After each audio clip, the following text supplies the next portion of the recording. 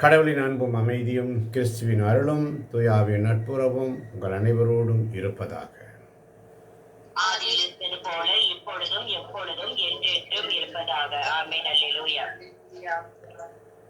பிதாவே, ஆராதிக்கின்றோம்.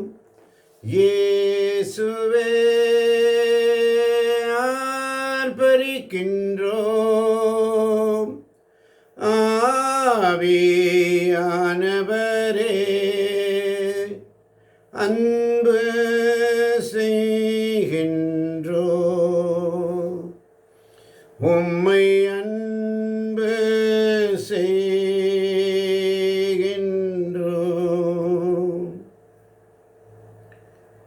எபிரேயருக்கு எழுதிய திருமுகம் 12ஆம் அதிகாரம் 1ஆம் வசனம். எபிரேயருக்கு எழுதிய திருமுகம் 12ஆம் அதிகாரம் 1ஆம் வசனம். ஆமென். ஆமென். எனவே திரண்டு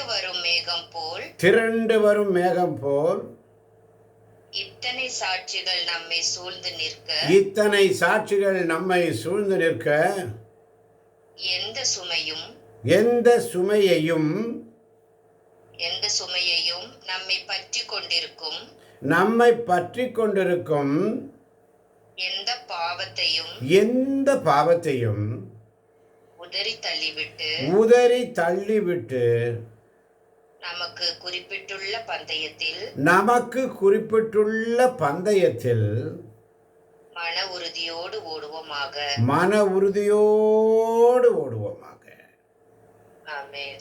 ஒவ்வொரு ஆண்டும் தவக்காலம் வருகிறது, போகிறது.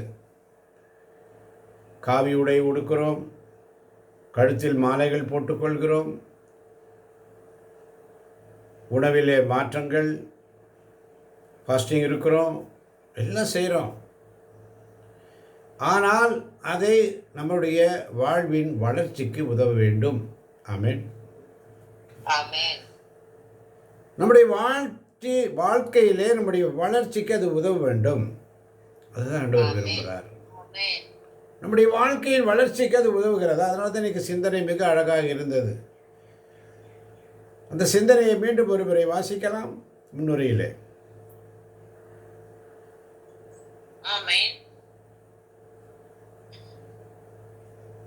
ஆண்டுக்கு ஒரு முறை வந்து போகின்ற ஒரு சடங்காக இந்த தவக்காலம் அமைந்து விடுமேயானால் அதனால் யாருக்கு என்ன பயன்? வெத்து சடங்கும் வீணான வழிபாடும் நம்மை புனிதப்படுத்திட போவதில்லை. அர்த்தமுள்ள வழிபாடாக ஆக்குவதும் வாழ்நாளை அர்த்தமுள்ளதாக்குவதும் நம்முடைய கரங்களில் தான் உள்ளன. ஆமென். அர்த்தமுள்ள வழிபாடு, அர்த்தமுள்ள வாழ்வழிக்கும் வார்த்தை இந்த பரிசுத்த வேதாகமத்தில் தான் இருக்கிறது. ஆமென். இதுதான் நமக்கு வாழ்வு. நானே வாழ்வும் வழியும் சத்தியமுமாயிருக்கிறேன், ஜீவனுமாயிருக்கிறேன். நானே வாழ்வழிக்கும் ஊற்று. நான் கொடுக்கும் தண்ணீரோ யாருக்கும் என்றுமே பசி எடுக்காது. இதை உண்ணுகின்ற எவரும் இறப்பினும் வாழ்வார், சாகவே மாட்டார். வார்த்தை மன்னா. அதிகாலையில், விடியற்காலையில் சூரிய உதயத்திற்கு முன்பதாகவே அந்த மன்னா பொழியப்படுகிறது. மென்காற்று வீசும் பொழுதினிலே அந்த மன்னா பொழியப்படுகிறது. அந்த மன்னாவை பெற்றுக்கொள்ள வேண்டும். வெயில் வந்துருச்சுன்னா உருகி போயிடும். அதனால தான் அதிகாலையில் என்னை தேடுவோர் என்னை காண்கின்றனர், கண்டடைகின்றனர். ஆமன் வாழ்ந்தவர்களே, அதிகாலையில் ஆண்டரை தேடுவோருக்கு ஒரு நன்மையும் குறைவுபடாது. ஆமென். எனவே எந்த பாவத்தையும் உதறி தள்ளிவிட்டு, நம்மை பற்றி கொண்டிருக்கும் எந்த பாவத்தையும் உதறி தள்ளிவிட்டு நமக்கு குறிப்பிட்டுள்ள பந்தயத்தில் மன உறுதியோடு ஓடுவோம். ஆமன். மன உறுதியோடு, மன உறுதி தேவை. ஆமென். ஆமென். பரம அழைப்பின் பந்தய பொருளுக்காய் நான் லக்கை நோக்கி ஓடுகிறேன். பரம அழைப்பின் பந்தய பொருளுக்காய் நான் லக்கை நோக்கி ஓடுகிறேன்.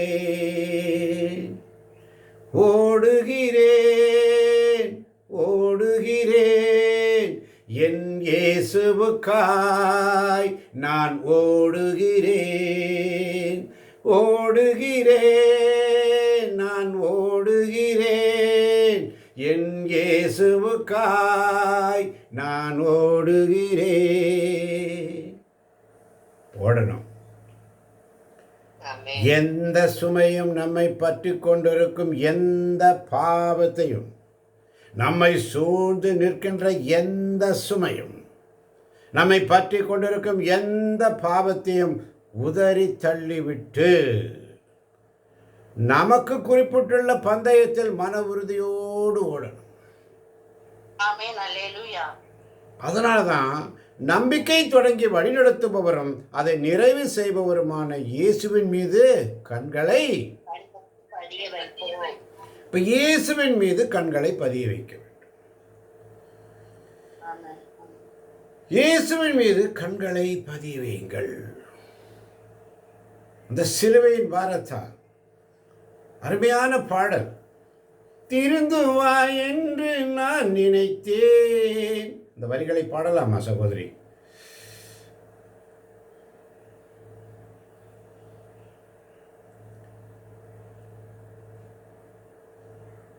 உனக்காக மரித்தேனே, எனக்காக நீ என்ன செய்தாய்? எனக்காக நீ என்ன செய்தாய்? திருந்து வா என்று நான் நினைத்தேன், நீயோ சிலுவை தந்து விட்டாய். திருந்துவாய் நினைச்சேன், நீயோ எனக்கு பாரமான சிலுவை தந்து விட்டு போயிட்டியே. வெறும் சடங்காக, அந்த கருத்து பாருங்க, வெறும் சடங்காக இருந்துவிடக்கூடாது என்பதை உணர்ந்து கொள்வோம். அதனால தான் இயேசு தாம் அடையவிருந்த மகிழ்ச்சியின் பொருட்டு, வாசிக்கலாமா 2ஆம் வசனம்? ஆமென். நம்பிக்கையை தொடங்கி வழி நடத்துபவரும் அதை நிறைவு செய்பவருமான இயேசுவின் மீது கண்களை பதிய வைப்போம். அவர் தாம் அடையவிருந்த மகிழ்ச்சியின் பொருட்டு இழிவையும் பொருட்படுத்தாமல் சிலுவையை ஏற்றுக்கொண்டார். இப்போது கடவுளது அரியணையின் வலப்பக்கத்தில் வீற்றிருக்கிறார். ஆமென். அவர் தாம் அடையவிருந்த மகிழ்ச்சியின் பொருட்டு இழிவையும் பொருட்படுத்தாமல் சிலுவையை ஏற்றுக்கொண்டார் என்றும், இப்போது கடவுளது அரியணையின் வலப்பக்கத்தில் வீற்றிருக்கிறார். ஆமென். ஆமென். அல்லேலூயா. ஆமான் பார்த்தவர்கள். எனவே நாம் செய்ய வேண்டிய என்ன? இவ்வாறு பயிற்சி பெற்றவர்கள் அமைதியும் நேர்மையும் வாழ்வையும் பயனாக பெறுவார்கள். ஆமென். ஆமென். ஆமென். எபிரேயர் 12:7 சொல்லுகிறது, திருத்தப்படுவதற்காக துன்பங்களை தாங்கிக் கொள்ளுங்கள், கடவுள் உங்களை தம் பிள்ளைகளாக நடத்துகிறார். ஆமென். ஆமென். தந்தை தண்டித்து திருத்தாத பிள்ளைகள் உண்டோ? ஆமென். ஆமென். எல்லா பிள்ளைகளுக்கும் அளிக்கப்படும் தண்டனை உங்களுக்கு அளிக்கப்படாவிட்டால் நீங்கள் உண்மையான பிள்ளைகளாக இருக்க மாட்டீர்கள், முறை தவறி பிறந்த பிள்ளைகளாகவே இருப்பீர்கள். அல்லேலூயா. அல்லேலூயா. வசிக்கலாம் 7-8 வசனங்களை. திருத்தப்படுவதற்காக, ஆமென். திருத்தப்படுவதற்காக துன்பங்களை தாங்கிக் கொள்ளுங்கள், கடவுள் உங்களை தம் பிள்ளைகளாக நடத்துகிறார். தந்தை தண்டித்து திருத்தாத பிள்ளை உண்டோ? எல்லா பிள்ளைகளுக்கும் அளிக்கப்படும் தண்டனை உங்களுக்கு அளிக்கப்படாவிட்டால் நீங்கள் உண்மையான பிள்ளைகளாய் இருக்க மாட்டீர்கள். முறை தவறி பிறந்த பிள்ளைகளாகவே இருப்பீர்கள். ஆமென். ஆமென். முறை தவறி பிறந்த பிள்ளைகள் எவ்வளவு இழிவா இருக்கும் பாருங்க. இந்த முறை தவறி பிறக்கின்ற பிள்ளைகள் ஆண்டவருடைய பிள்ளைகள், அப்பா தந்தையே என்று கூறக்கூடிய புத்திர சுவீகாரத்தை நமக்கு ஆண்டவர் கொடுத்திருக்கிறார். ஆமென். ஆமென். அப்பா என்று கூப்பிடக்கூடிய, அப்பா நான் உம்மை பார்க்கிறேன், அன்பே நான் உம்மை துதிக்கிறேன், அப்பான்னு சொல்லலாம். எங்கள் அப்பாவை பார்த்து, ஐயோ எங்கள் அப்பா எனக்கு இருக்கும்போது எனக்கு ஒரு குறை இல்லை, எங்கள் அப்பா எனக்கு இது செஞ்சார், எங்கள் அப்பா அது செஞ்சார், எங்கள் அப்பா இதை பண்ணுறார் அதை பண்ணுறார் சொல்லும்பொழுது எத்தனை மகிழ்ச்சி உள்ளத்தில். தந்தை போல தாயை போல நம்மை பராமரித்து வருகிறார் அன்பார்ந்தவர்களே. அதனால தான் இந்த உலக தந்தையர் 9ஆம் வசனம் சொல்லுகிறது, இந்த உலக தந்தையர் நம்மை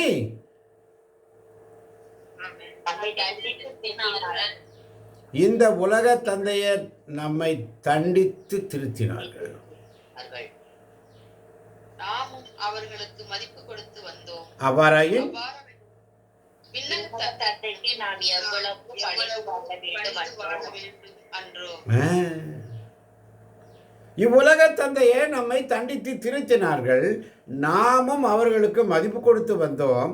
அவ்வாறாயின் விண்ணக தந்தைக்கு நாம் எவ்வளவோ பணிந்து வாழ வேண்டும் அல்லவா? ஆமாம் பார்த்தவர்களே.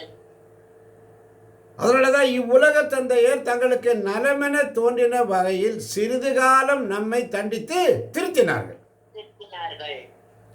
ஆனால் கடவுள் நமது நலனுக்காக நாமும் அவருடைய தூய்மையில் பங்கு கொள்ள வேண்டும் என்பதற்காகவே நம்மை தண்டித்து திருத்துகிறார். எத்தனை பேர் இந்த வார்த்தைகளை விசுவசிக்கிறீங்க? எத்தனை பேர் இந்த வார்த்தையை விசுவசிக்கிறீங்க? ஆமென். அல்லேலூயா. விசுவசிக்கணும் தேவ பிள்ளைகளை. ஆண்டவர் உன்னை கூப்பிடுறாரு, என் மகளே என் மகனே. சிலுவை பாதையிலே ரொம்ப பக்தியோடு பங்கேற்கிறோம். ஆனால் அவர் அழைக்கும் பொழுது அவருடைய குரலுக்கு நாம் செவி கொடுத்தோமா? அவர் கூப்பிடும் பொழுது அவர் சப்தத்திற்கு பதில் தந்தோமா? இல்லையே. நான் உன்னை கூப்பிட்டேன், உன்னை அரவணைக்க என் கையை நீட்டினேன், நீங்களோ பிடிவாதமாய் விலகி சென்றீர்கள். இந்த நாளின் சிந்தனை சிலுவை பாதையில் தொடங்கியது. சிலுவை பாதையில் தொடங்கிய அந்த சிந்தனை நமக்கு இந்த வசனங்களை ஆவியானவர் நமக்கு தந்திருக்கிறார். அல்லேலூயா. ஆமாம் அன்பார்ந்தவர்களே, கடவுள் நமது நலனுக்காக நாமும் அவருடைய தூய்மையில் பங்கு கொள்ள வேண்டும் என்பதற்காகவே நம்மை தண்டித்து திருத்துகிறார். மறந்து போகாதே. இவ்வாறு திருத்தப்படுவது இப்போது மகிழ்ச்சிக்குரியதாய் இராமல் துயரத்துக்குரியதாகவே தோன்றும். ஆனால் பின்னர் இவ்வாறு பயிற்சி பெற்றவர்கள் அமைதியையும் நேர்மையான வாழ்வையும் பயனாக பெறுவர். ஆமென். இவ்வாறு பயிற்சி பெற்றவர்கள் அமைதியையும் நேர்மையான வாழ்வையும் பயனாக பெறுவார்கள். அல்லேலூயா. இயேசுவுக்கு நன்றி. அதனால தான் சாலமோனுடைய ஜெபம் ரொம்ப அருமையான ஜெபம். நேற்று கூட பார்த்தோம்.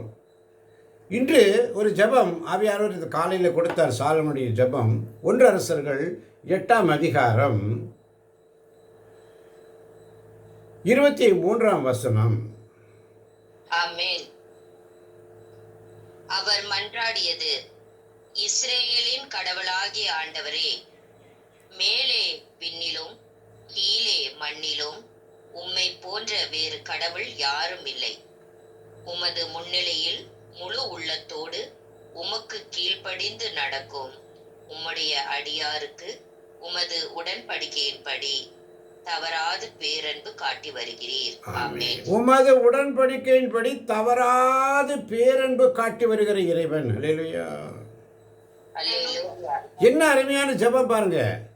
22 வசனம் பாருங்க. சாலமோன் ஆண்டவரின் பலிபீடத்தை நோக்கி நின்று கொண்டு இஸ்ரேல் சபையார் அனைவர் முன்னிலையில் வானத்திற்கு நேரே தம் கைகளை உயர்த்தி.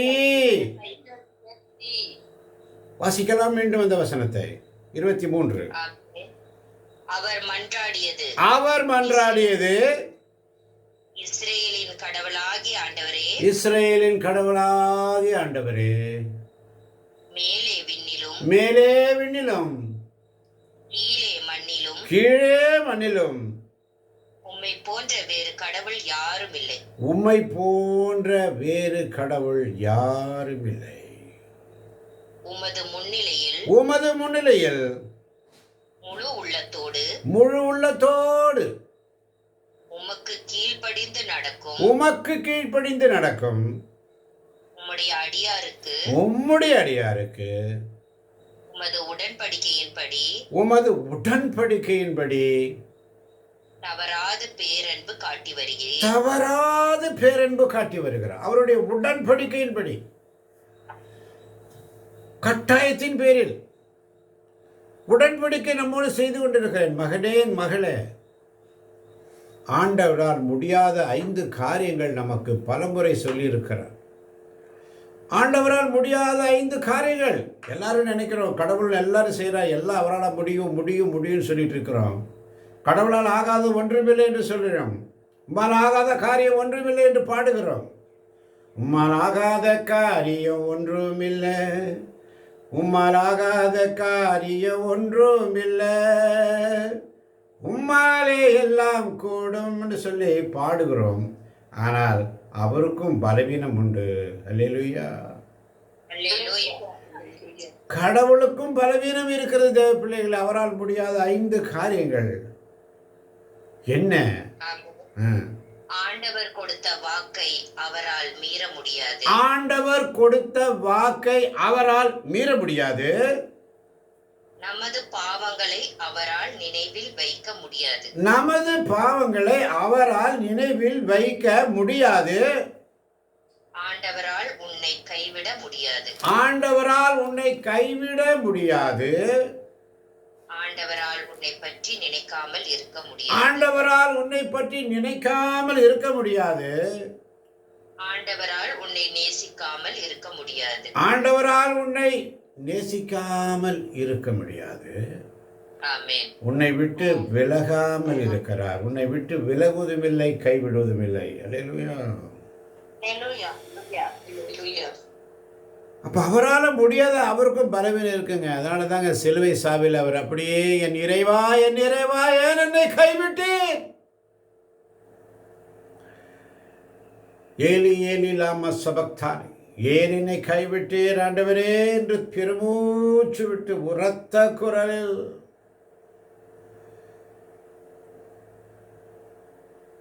அப்படியே இந்த சிலுவை பாடுகள் அப்படியே போங்க. இந்த கல்வாரி மலையில் போங்க.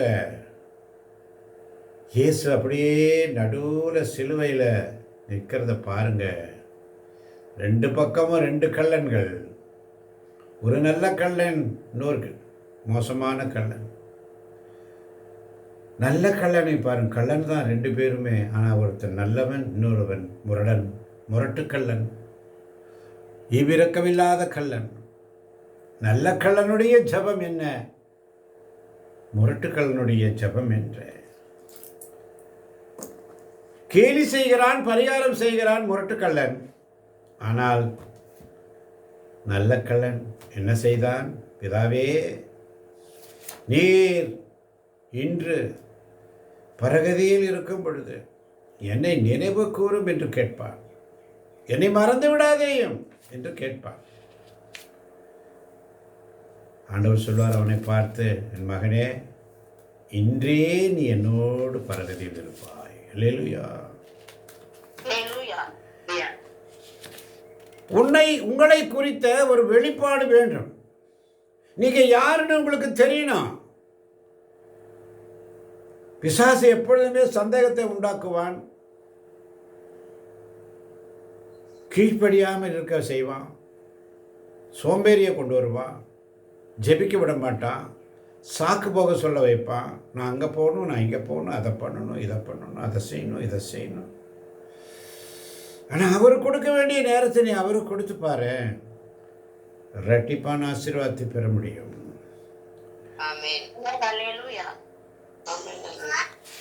ஆமன் பார்த்தவர்களே, அப்போ அந்த நல்ல கள்ளர் ஆண்டவரை பார்த்து அந்த வார்த்தையை கேட்டது உள்ளத்தில் எவ்வளவு சந்தோஷம் இருந்திருக்கும். இன்றே அப்ப அவனுடைய பாடல் இப்படியாக இருந்திருக்க வேண்டும். இயேசு என் நம்பிக்கையாம், இந்த பூமியும் சொந்தமல்ல, பரிசுத்த சிந்தையுடன் இயேசுவை பின்பற்றுவே, பரலோகமே என் சொந்தமே என்று காண்பேனோ, என் இன்ப இயேசுவை நான் என்று காண்பேனோ. சிலுவையில் அறையுண்டேன், இனி நான் அல்ல இயேசுவே, அவரின் மகிமையே எனது லட்சியமே. அவன் அப்படியே அந்த நல்ல கள்ளன், அவன் மனசுக்குள்ள இப்படி ஒரு சந்தோஷம் வந்திருக்கும். நான் எப்போ பார்ப்பேன் ஏசப்பா, நீங்கள் எப்போ என்ன கூட்டிகிட்டு போவீங்க? இப்படி ஒரு பாக்கியம் அந்த கடைசி மூமெண்ட்டில் அவனுடைய காலெல்லாம் உடைக்கிறதுக்கு முன்னாடி உயிர் போயிடணும். சிலுவையில் யாருமே உயிரோடு இருக்கக்கூடாது, காலெல்லாம் உடைச்சிருவாங்க. ஆனால் அவனுடைய சிந்தை எப்படி இருந்திருக்கும்? எவ்வளவு வேதனையோடு இருந்த அவன் ஒரே ஒரு வார்த்தை, இன்று நீங்க என்ன கொஞ்சம் நினைச்சிருங்க. எத்தனை பாசம் என்மேல், எத்தனை அன்பு என்மேல், அதற்கு ஈடு என்ன தருவேன் நான், அதற்கு ஈடு என்ன தருவேன் நான். ஆமான் வாழ்ந்தவர்களே, இணைச்சட்டம் 30:2 சொல்லுகிறது, நான் இன்று உனக்கு அனைத்து கட்டளைகளுக்கும் உன் கடவுளாகிய ஆண்டவரிடம் திரும்பி வா. இணைச்சட்டம் 30:2 வாசிக்கலாம். நான் இன்று உனக்கு அளிக்கும் அனைத்து கட்டளைகளின்படி உன் கடவுளாகிய ஆண்டவரிடம் திரும்பி வா, நீயும் உன் பிள்ளைகளும் முழு இதயத்தோடும் முழு உள்ளத்தோடும் அவரது குரலுக்கு செவி கொடுத்தால். செவி கொடு. ஆமென். 10ஆம் வசனம் என்ன அழகா சொல்றது, எனவே உன் கடவுளாகிய ஆண்டவருக்கு குரலுக்கு செவி கொடு. சட்ட நூலில் எழுதப்பட்டுள்ள அவர்தம் கட்டளைகளையும் நியமங்களையும் கடைப்பிடி. உன் முழு இதயத்தோடும் முழு உள்ளத்தோடும் உன் கடவுளாகிய ஆண்டவரிடம் திரும்பு.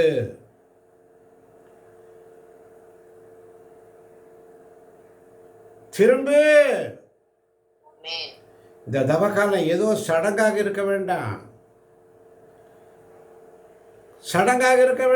இதோ பார், 15ஆம் வசனம் சொல்றார், இதோ பார், வாழ்வையும் நன்மையையும் சாவையையும் தீமையையும் இன்று நான் உனக்கு முன்பாக வைத்துள்ளேன். ஆமென். இதோ பார், வாழ்வையும் நன்மையும் சாவையும் தீமையும் இன்று நான் உனக்கு முன்பாக வைத்துக்கொள்ள. நீ செலக்ட் பண்ணுங்க, எது வேணும். காயினை பார்த்து சொல்வார், நீ நல்லது செய்தால் நல்லது, தீயது செய்தால் தீயது. அதனாலதான் 19ஆம் வசனத்தில் அவர் சொல்றார் பாருங்க, உண்மையில் இன்று நான் விண்ணையும் மண்ணையும் சான்றாக அழைத்து வாழ்வையும் சாவையும் ஆசியையும் சாபத்தையும் உனக்கு முன் வைக்கிறேன்.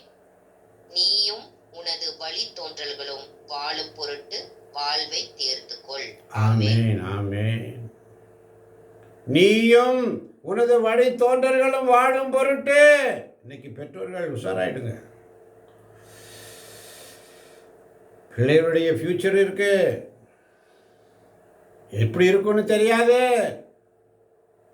அதனால தான் 20ஆம் வசனம் சொல்லுகிறது, உன் கடவுளாய் ஆண்டவர் மீது அன்பு பாராட்டு, அவரது குரலுக்கு செவி கொடு, அவரையே பற்றிக்கொள். ஏனெனில் அவரே உனது, வாழ்வு, அவரே உன் நீடிய. வாழ்வு. அல்லேலூயா. அல்லேலூயா. மறந்து போகாதே. தவக்காலம் சும்மா அவரு எல்லாம் பண்ணிட்டேன். 40 நாள் முடிஞ்சு போச்சு. 40 நாள் முடிஞ்ச பிற்பாடு பழைய அதே நிலைமை. எனவே செய்ய வேண்டியது என்ன அன்பார்ந்தவர்களே? என்ன செய்யணும்? எபிரேயர் 12ஆம் அதிகாரத்தில் சொல்லப்பட்டிருக்கிறது, 12ஆம் வசனம். எனவே எனவே தளர்ந்து போன கைகளை திடப்படுத்துங்கள், தள்ளாடும் முழங்கால்களை உறுதிப்படுத்துங்கள். நீங்கள் நேர்மையான பாதையில் நடந்து செல்லுங்கள். அப்போது தான் ஊனமாய் போன கால் மூட்டு பிசங்காமல் குணமடையும். ஆமென். தளர்ந்து போன கைகளை, தளர்ந்து போன கைகளை திடன்படுத்துங்கள், தள்ளாடும் முழங்கால்களை உறுதிப்படுத்துங்கள். அப்படியே சமூகத்தில் உண்மையோடு நேர்மையோடு இருக்க கற்றுக்கொள்ளுங்கள். பார்வையாளராக நாம் இருக்கிறோம், பங்காளிகளாக இருக்கணும். இந்த அருமையான காலை பொழுதிலே ஆவியானவர் நமக்கு அநேக காரியங்களை கற்றுக் கொடுத்திருக்கிறார். இந்த தவக்காலம் இந்த 40 நாளில் முடியறதுக்குள்ள இந்த இடைவிடா சகாய மாதா குழுவில் இருக்கிற ஒவ்வொரு பிள்ளைகளுக்கும் ஒரு பெரிய மாற்றத்தை ஆண்டவர் கொண்டு வரப்போகிறார். பெரிய மாற்றத்தை நீங்கள் காணப்போகிறீர்கள். அதனால தான் இணைசெட்ட 30ஆம் அதிகாரத்தில் மிக அழகாக சொல்லப்பட்டது அன்பார்ந்தவர்களே, மறந்து போகாதீங்க.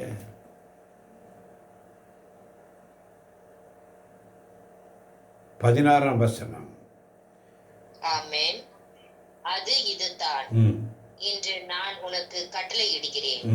உன் கடவுளாகிய ஆண்டவர் மீது அன்பு பாராட்டு, அவரை பின்பற்றி அவரது வழியில் நட, அவரது கட்டளைகளையும் நியமங்களையும் முறைமைகளையும் கடைபிடி.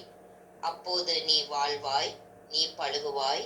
நீ உடமையாக கொள்ளப் போகும் நாட்டில் உன் கடவுளாகிய ஆண்டவர் உனக்கு ஆசி வழங்குவார். ஆசி வழங்குவார். ஆமென். ஆனால் உனது உள்ளம் விலகி சென்று நீ செவி கொடாமல் கெட்டலைந்து வேற்று தெய்வங்களை வணங்கி அவற்றுக்கு பணிவிடை புரிந்தால், இன்று நான் உனக்கு அறிக்கையிட்டு கூறுகிறேன், நீ நிச்சயம் அழிந்து போவாய்.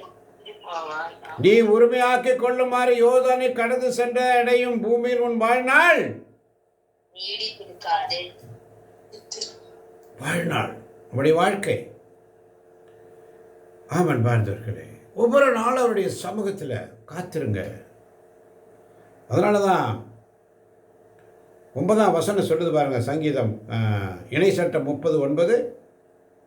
நீ மேற்கொள்ளும் அனைத்து செயல்களிலும் நீ நிறைவு பெறும்படி உன் கடவுளாகிய ஆண்டவர் செய்வார். ஆமென். உனது ஆமென். நீ மேற்கொள்ளும் அனைத்து செயல்களிலும் நிறைவு பெறும்படி உன் கடவுளாகிய ஆண்டவர் செய்வார்.